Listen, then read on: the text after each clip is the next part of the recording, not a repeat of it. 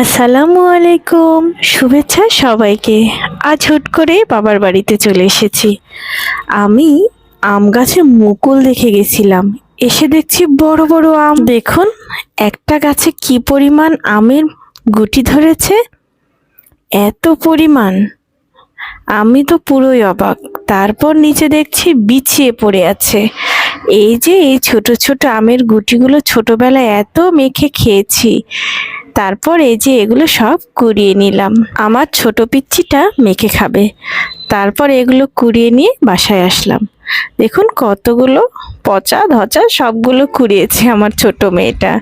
তারপর বাসায় নিয়ে আসলাম, ওর মামা এগুলো সুন্দর মতো কেটে ওকে মেখে দিল।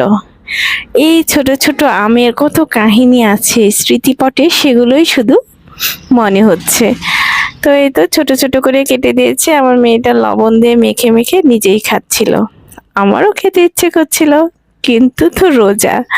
তো যাই হোক, সবাই ভালো থাকবেন, আমাদের জন্য দোয়া করবেন। আল্লাহ হাফেজ।